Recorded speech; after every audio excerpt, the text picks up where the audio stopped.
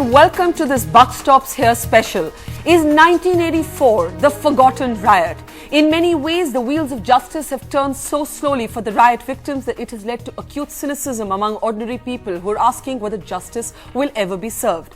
This past week, Congress leader Jagdish Tytler had a setback when a sessions court actually set aside a CBI closure report and said that certain key witnesses who wanted to make a statement to the investigative agencies should be given an opportunity to record their testimonies. What does this mean for Mr. Tytler, and what does this mean for the Congress party that has often had to be confronted with 1984 every time it brings up the Gujarat riots of 2002? Well, joining us here in the studio is Jagdish Tytler himself. You've spent a day actually putting out a defense of yourself. We've seen you in multiple television studios. You are continuing to make the argument that you were not present at the gurudwara in Delhi, where key witnesses have said that you were present and were inciting mobs. The problem, Mr. Tytler, however, is this, that the court, when it decided to set aside the CBI closure report and said that certain key witnesses' statements still had to be recorded, also accepted the argument made by H.S. Pulka, the lawyer for the riot victims, that there was only a 15-minute distance between where you were with Indira Gandhi's body at Teen Murti and the Gurudwara. In other words, that your argument that you were with Indira Gandhi, that you were not there, is not a convincing defense. Well, I think if you were to look at the distance from Teen Murti to the Gurudwara, if you take it, say, 3 o'clock at night when there's no traffic, it'll take you more than 40 minutes. Come and go, more even. But this is the court's observation. This is not me saying this. This is not even H.S. Pulka saying this. This is the court saying this. The observation is that because this is what Pulka has given this. But the court has accepted that. No, it's not accepted it. They said this is one of the reasons the CBI has given. That means you must find out. See what has happened. The thing is this, if you just go back to the history of it. See what happened for 12 commissions. The 12th was Nanavati Commission. 11 commission, nobody even brought a name on me. Not even somebody mentioned my name. Nobody. Indirectly or directly, nobody mentioned. Till the Nanavati Commission came. And when Nanavati Commission came, there were 2 witnesses. One was Surinder Singh, who made a statement, and then Jasbir Singh, who from America. They made a statement.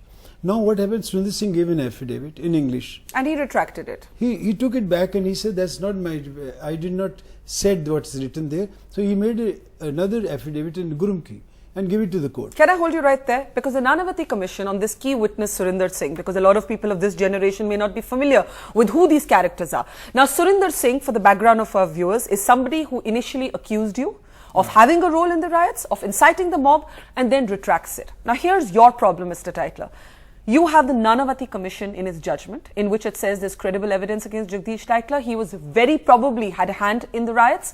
The Nanavati Commission on the retraction of Surinder Singh makes the argument that it was done under pressure or persuasion. That's the phrase used. So when you talk about Surinder Singh's retraction, you don't do yourself any credit. It's all right. I mean, accept whatever the Nanavati has given his, his observation. I don't deny it. And even I don't deny that it's going to the court. When it went to the court, it should go to the court. And even when this court decision came out, it's all right. The decision that the court must examine if the witnesses. But what about what the Nanavati Commission said on your having tried to influence a witness? No, it's not this right. This is the finding of the Nanavati Commission. If that was true, Surinder, in the end, I don't want to say in between, initially his father, Surinder's father, and his younger brother, they came to the CBI and said that my son is telling lies. I was present with him and his younger brother was present. We did not see Mr. Tytler anywhere. That's one part of it, okay. But the important thing which you must take a note of it, that the Nanavati Commission, which I have a report, it says that the mob came at 1:30. 1:30. Well, Surinder Singh says the mob came at 10 o'clock. And the witnesses also say that 10 o'clock the whole thing came But you haven't answered my question. My question is that the findings of the Nanavati Commission accuse you and charge you with having tried to influence the testimony of this witness Surinder Singh. And on that basis, he asked the CBI or the CBI or ultimately whatever the agency is to find out what the truth is. Did you meet with Surinder Singh in November 1984? Not at all. Gave him 2 blank sheets of paper, asked him to write something on it, something he refused to do then, but this tailed you right till the end when Nanavati said Surinder Singh was persuaded or under pressure to change his testimony. I didn't even know who Surinder Singh was, to be honest with you. You have never met Surinder Singh? Never met with him. His father came and met me later on. His father came and met me. Which date? When did his father come and meet I don't remember the date, but soon after the riots? No, much later on. When he came to know, it came out in the papers and all this thing was here. His father came and apologized. He said, मैं साथ था. मैंने कहा मेरे को कहने की जरूरत नहीं है. ये CBI के पास जाओ जो अगर तुमने जो कुछ कहना है. Then he went and took his son and he gave a statement on his own that everybody is telling lies because I was with my son. A son is telling lies. And then another thing, Barkha, the president of the Gurudwara, the main man who was there, and the secretary of the general secretary of the Gurudwara, thank God the man is 84, still alive, and the general secretary is there. They said that the Surinder is telling lies, that the whole thing came about after 1:30, and he was doing prayers at that time, 10 o'clock. There was a Gurdsa. Do you accept the findings of the Nanavati Commission? Because you stepped down as union minister at that time. I did that. Let me remind you that, and remind our viewers, you were a union minister. The Nanavati Commission submits its findings. It says that you, I repeat and I quote from this, there's credible evidence to suggest your role. You were very probably involved in the anti-Sikh riots. Yeah. You stepped down as union minister. Obviously, your party at that time thought this report to be credible. The same report that accuses you of having influenced a witness. No, I want to answer you this thing. Nobody asked me to resign. The way the Akalis were hitting at the Prime Minister in the Parliament House, in the inner assembly, and also the BJP and to some extent the Communists, I felt very embarrassed, that because of me, I got up and I went to the Prime Minister and I said, I don't want to be part of it. I want to, till my name is cleared, I will resign straight away. Nobody asked me. But I didn't want the Prime Minister or Sonia Gandhi to be embarrassed because naturally this will go on. Why doesn't that logic apply to today's politics? Let me paint this. Let's look at the scenario. The Congress looks at a BJP internal shuffle and makes a comment about somebody like Amit Shah becoming General Secretary. The same parallel could be drawn in this case to you. You talk about having stepped down as on your own as union minister because you didn't want to embarrass the Prime Minister Sonia Gandhi. Yeah. Aren't you embarrassing them now by continuing as a CWC member, as a senior leader who's in charge of a key state in India? But I have not been convicted. There's no mention about my name. Nor has Amit Shah been convicted yet. No, of course no. He's on bail. The charges have been framed, but the final decision has not come. But no charges on me. No charges on me. So if the court were to frame charges... At once, I will not even for a moment. Let the court... I'm giving you... I'll tell you. Yeah. If a court frames charges against me, I will not stay for a minute on any position which I hold other than other things. I will never. That is categorical. Completely. If it reaches the stage of framing charges against Jagdish Tytler, you will step down from your party post. I will not. I am a different kind of a person.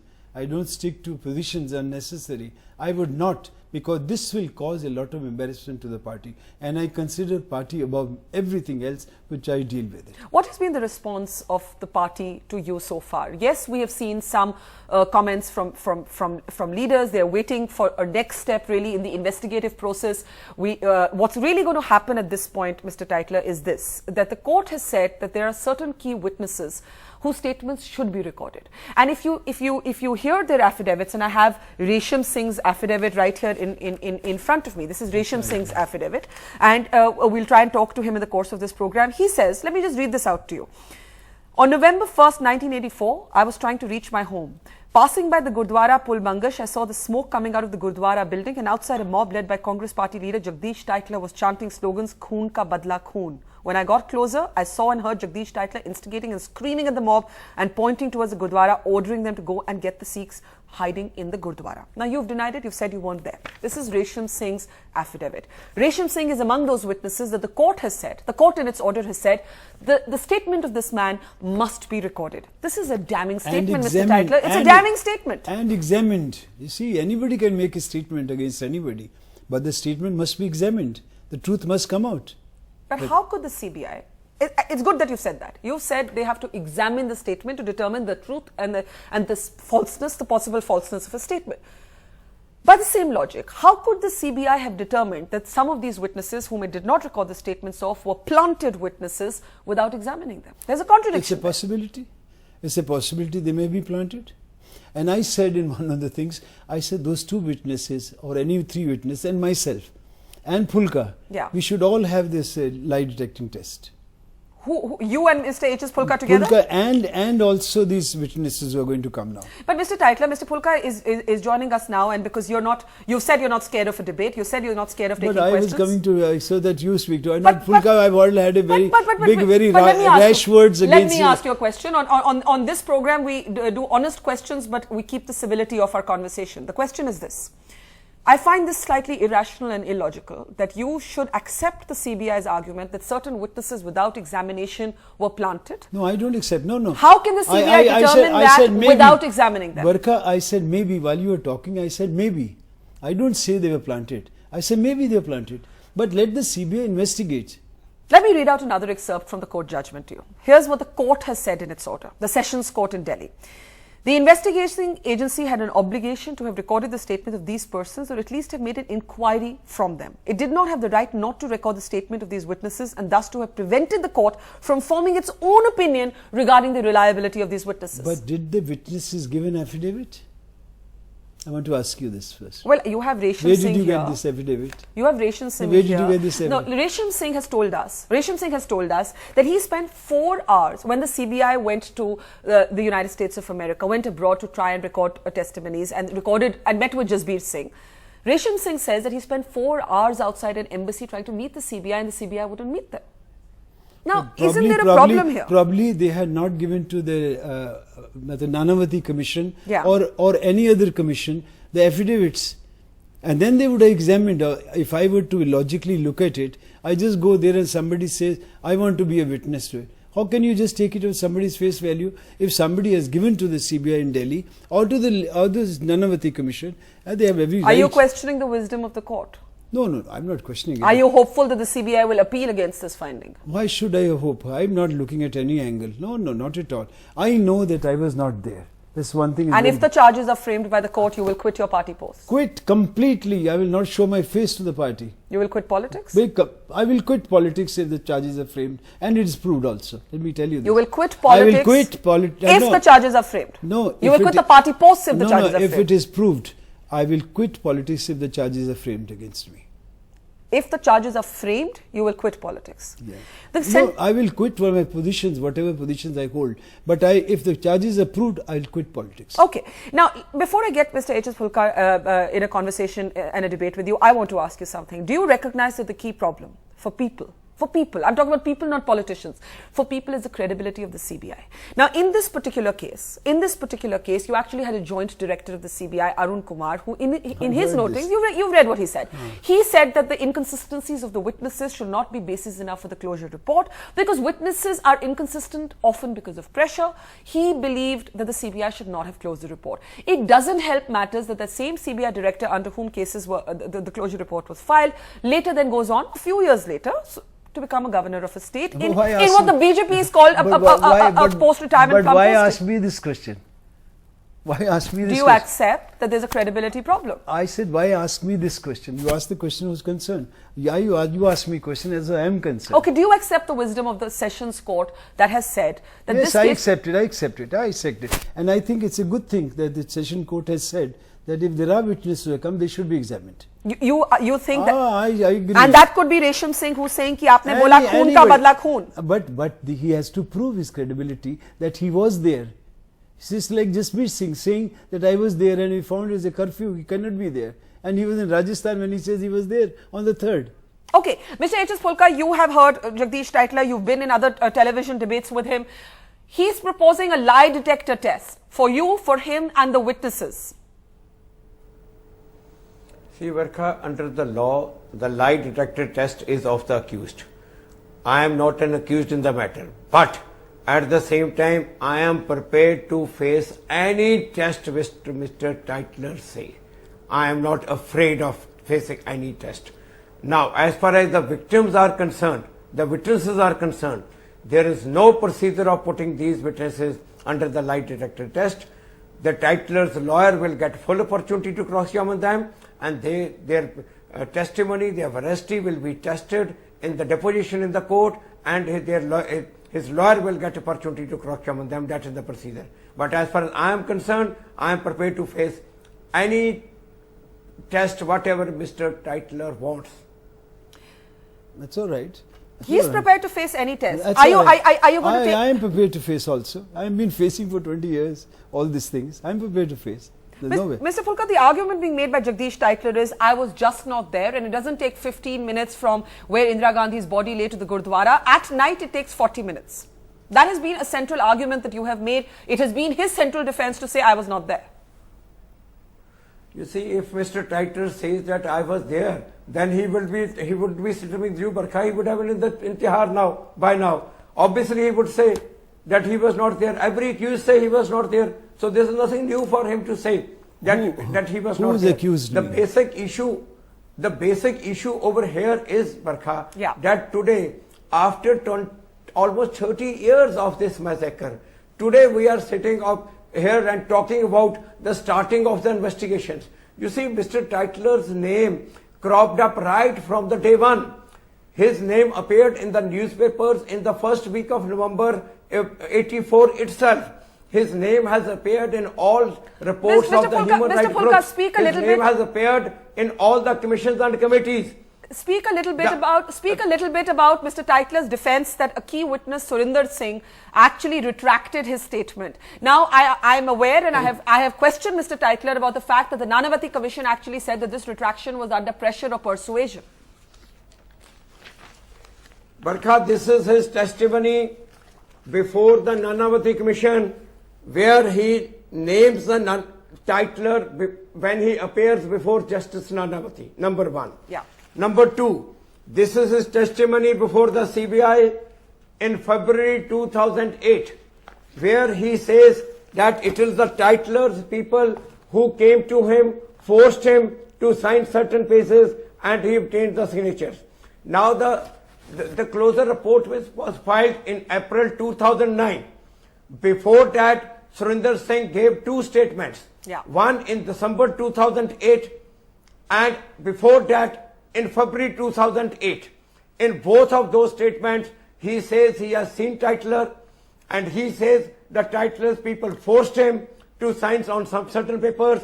He has also come on the media, on the number of channels, and where he openly made the statements that Tytler's people forced him to give this. Now, one more thing. Yes. Yes. In April, this charge sheet was filed. Before that, when the charge sheet is filed, these were two latest statements of Surinder Singh with the CBI. It is on the basis of these statements of Surinder Singh that the DIG and the IG Joint Director Arun Kumar took a decision that the charge sheet need to be filed. May I put some of these points to Jagdish Tytler? Here's the point. You opened by saying that this particular Surinder Singh, his father came and apologized to you. He said, my son is lying. I quoted Nanavati Commission to you. You have H.S. Phulkar doing exactly the same thing. The question is this, that if Mr. Surinder Singh's testimony clearing you is to be believed, then why not? Why not his testimony indicting you by your own logic? I am not saying that his testimony is clearing me. Yes. I am saying it's all lies. It's all lies. All of his affidavits. All of his affidavits are lies. Everything is lies because I was not there. So then why do you quote Surinder Singh's changed affidavit as a line of defense? Because to prove it that this man, he's gone 4-5 times to change his statement. Yeah. His son wrote back, I mean, to the CBI, it's a part of the record there, that my father has been pressurized by this gentleman. Mr. Phulkar is pressurizing him. Who wrote this? Once again, clarify that. His son. Surinder Singh. Yeah, no, Surinder Singh, Narendra, his son. He came from America. He said, please save my father. He wrote to the CBI because he'd been pressurized. You're saying H.S. Phulkar pressurized Surinder Singh. Justice Nanavati says Jagdish Tytler pressurized Surinder Singh. Well, whatever it is. H.S. Phulkar is not an accused. We do have to remember that. I think he made that point that when you say he should be on a lie detector test with you, he's not an accused. Well, I don't know. Then who's the accused? I'm not an accused. Let the court decide first that I am an accused. You're using a technical argument. No, I'm not. You're using a technical argument. You're saying because charges have not. Of course, charges have not been framed against me. I'm not charging. The inquiry is on. Mr. Phulkar, do you want to take that on? Mr. Tytler says, I'm not an accused. Under the criminal law, when the FIR is registered against the person, he is accused. It is not necessary to that till the framing of the charges, the person is not called accused. The day one when the FIR registered against him, he is called accused. Then again he is misleading.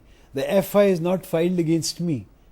It is filed against that, because the law says that you can only inquire if there is a case. There is a case. This FIR was registered in 1984 only, 1st November. It was there, and this case was decided much before Nanavati came in the picture. The case was decided. Some people were convicted, and let me tell you this, Barkha, these 3 Sikhs who were killed, their names came up in that court case, and there it was there, witnesses were taken, where we don't come in the picture. We don't come in the picture. It has been said, and it has been recorded in several accounts, that Jagdish Tytler stormed the press conference of the Delhi police. Yes, very much. I did you storm the press conference of the Delhi police? I did it. Let me tell you. And you charged in and you said, release my men. I just want to complete what you said. No, not relief. Release, not relief. Release my men. Just please read the I've got the PUCL report with me. Okay. It is relief, not release. Okay, I want relief for my men. Is that what you said? No. You see what happened? I had gone with 3-4 Sardars who had made a camp in the police station. Yeah. And they said, I said, you must go back. 10 दिन हो गया. They said, नहीं. हमें जब तक police की, till you get a police chowki there, we will not go. So then I got in touch with the police commissioner and I said, please chowki लगा दो वहाँ पे. The Sikh family wants to go and all. He promised me for last 2 days that he is going to put a chowki. And the moment they started disbelieving me. That Tytler साहब आप 2 दिन से कह रहे हो कि चौकी लगेगी चौकी, so ऐसा मेरे साथ चलो हम थाने में चलते हैं, पुलिस कमिश्नर के बाद. So they all 3-4-6 of that area came with me, and when they said कि आपको रुकना पड़ेगा, I said to hell with it. I have to take the families back. I went in and he was having a press conference, and I said, why you are hampering my relief work? And I said, why not put the chowki? You have not done my work what I asked you to do. This is exactly what I said. I don't know, this word of this releasing my man came. Maybe I may have used it, that you are, but I did not. I have not taken anybody's name that ki release karo. I accept that this happened. Didn't you tell the police commissioner you are detaining my men? But the media persons who were present there. Mr. Polka, go ahead. Mr. Polka, the media persons who were present there has made the statements before the human rights groups that he wanted to get the persons arrested and released. But the issue over here is why the CBI is not recording the statement of those media persons, Mr. Sudeep Majumdar and other media persons who were present there. But the people who wrote that book, PUCL, they have said relief, not release. This is his concocted words, because they want to make it as if you. But there is Sudeep Majumdar, a journalist who says he was at the press conference, who said that when you stormed in, you said you to the police commissioner have detained my men. And because you are hampering my relief work. This also you must use the line. Mr. Polka? Mr. Tytler No, why don't you look at the book? You wanted to, those writers whom the police had arrested, you wanted to take them to the relief camp? Look at when this. You wanted the writers see, this is what he did yesterday. This is what he did yesterday when he started saying that my driver was questioned. And my cook was questioned. He made everybody laugh. I am telling you, if today also I say, I will quit today if we can prove that the CBI questioned my cook or my driver. In the court. You all telling lies. Okay, 1 minute. Mr. Fulka, to you first. Jagdish Tytler says he will quit if you can prove that the CBI questioned his cook or driver. Mr. Fulka. Barkha, all the media persons was present there. CBI read the statement of his driver in the court. And who said that Mr. Tytler was at the house. Here's the big picture. Here's the big picture. Here's the big picture. I do not have the document. Keep the debate tomorrow. I will bring that document. I'll get the document. It's lying outside. Of the CBI, okay, we CBI will, public prosecutor read in the court. We will continue to pursue this debate, but I want to ask you a question. The question is not whether the CBI interrogated. He said he will quit. He will quit where? Where he will quit? What will you quit? When you say you will quit if he can prove it, what will you quit? I will quit anything with Siddha. I will quit. I want that charges should be framed on me. I have told you before that also. I mean, it doesn't make sense, you know, Mr. that he comes and tells lies and one accepts it. Jagdish Tytler, here's the point. The point is that to people, it looks like here was this powerful Congress leader who was shielded by the investigative agencies. The investigative agencies that should have recorded the statements of key witnesses did not record those statements. Barka, you're such an intelligent woman. I want to ask you one thing. When the affidavits were not given to the CBI, not in America. I'm talking about the 3 people who wanted to record the statements in America. Resham Singh, Chanchal Singh, Alam Singh. Why did they not give it before? Why did they not give it to Nanavati Commission?